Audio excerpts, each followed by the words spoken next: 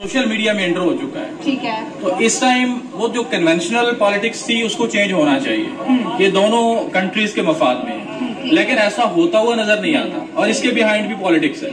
अगर आप पॉलिटिक्स को देखें तो दोनों कंट्रीज के जो रहनुमाएं वो पॉलिटिक्स ही खेलते हैं। इसमें ब्रेक थ्रू ना होने की सबसे बड़ी वजह पॉलिटिक्स है।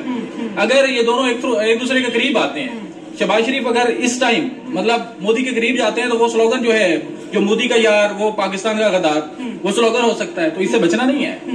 ये जो मैसेज है उसको रोक के रख देंगे और पॉलिटिक्स की वजह से मेरा नहीं। अभी तो कहते हैं कि पाकिस्तान जो है उसको घुस के मारेंगे और हमने इनके ऊपर बालाकोट एयर स्ट्राइक की, फिर वो कश्मीर क्रॉस बॉर्डर टेररिज्म की बात करते हैं। तो जितनी स्टेटमेंट मीडिया में आ चुकी है तो मुझे भी ऐसा लगता है कि आमना सामना तो ऑफिशियली नहीं होता। ये होता है, मीडिया पोजीशनिंग और होती है और जो बैकडोर इनकी स्ट्रेटेजीज चल रही होती है वो डिफरेंट होती हैं। अभी भी जब ये जो अभी गवर्नमेंट आई थी शहबाज शरीफ के अंडर जो अभी इसको सुपरवाइज कर रही है, जब ये गवर्नमेंट आई थी तो ये सोचा जा रहा था कि पाकिस्तान चाहता है कि वो अफगानिस्तान के साथ उसकी जो टाइज हैं वो थोड़ी सी टाइट होंगी और ये थोड़ा सा इंडिया के करीब होगा। लेकिन प्रॉब्लम ये है, इंडिया हमारे करीब क्यों आएगा? He is a growing economy.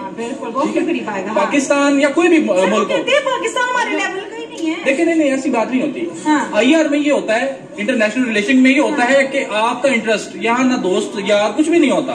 China हमारे करीब आ रहा है, इंटरेस्ट देखा जाता है कि किसका किसमें कितना इंटरेस्ट है, फायदा कहाँ से कितना मिलेगा। और ये भी नहीं होता कि 100% फायदा भी नहीं मिलता होता। ये गिव एंड टेक होता है, मुझे क्या दोगे आप क्या लोगे, ये चीजें होती है बेसिकली IR में। तो इंडिया से हम लेने ही जाएंगे, हमें उसको देने के लिए क्या तो क्यों आएगा हमारे पास भाई, सीधी सी बात है।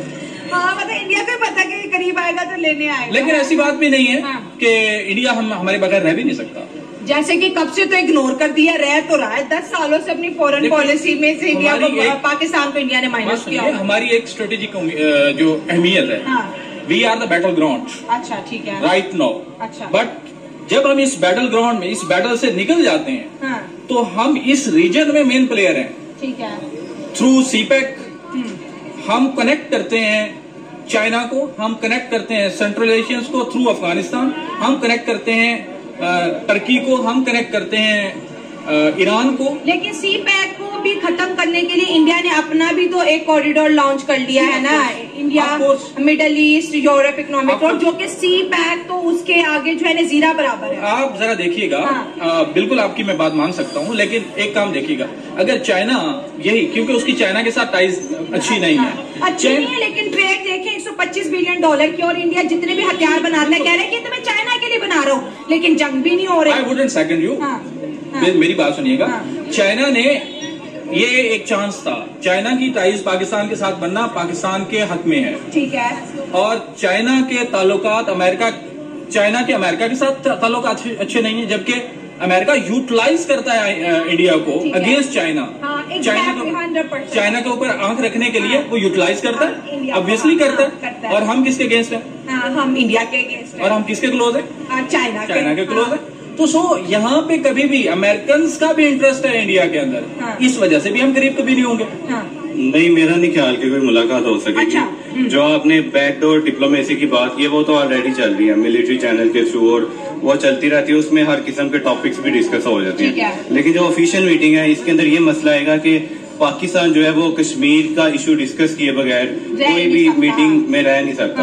और इंडिया इस चीज को एजेंडे में डाल के कोई बात करने के लिए तैयार नहीं है। तो ये कॉन्फ्लिक्ट ऐसा है कि जिसपे दोनों कभी भी ऑफिशियली मिलने पर राजी नहीं होंगे, बैकडोर मीटिंग्स होती रहती हैं इनकी। जैसे आपने कहा कश्मीर का एजेंडा, अगर हम इंडिया की फॉरेन पॉलिसी की बात करें तो 10-15 साल पहले ही उन्होंने पाकिस्तान को अपनी पॉलिसी से क्या कर दिया, निकाल दिया, तभी वो ग्रो कर पाए। क्योंकि जब तक उनकी पॉलिसीज के अंदर पाकिस्तान था तो सबको पता था कि जो भी कोई फॉरेन ट्रिप आता था उनको था कि सबसे पहला एजेंडा जो भारत में डिस्कस करना है पाकिस्तान और इंडिया ही करना, और कहीं ना कहीं पाकिस्तान को भी इंपॉर्टेंस मिलती थी। इंडिया को ये चीज समझ आ गई कि जब तक हम पाकिस्तान के पीछे लगे रहेंगे तो हमारी खुद की इकोनॉमी, हमारा खुद का प्रोग्रेस डिस्टर्ब रहेगा। तो अगर वो अपनी पॉलिसीज चेंज करके तरक्की कर सकते हैं तो हम ये कश्मीर की रट क्यों नहीं छोड़ते?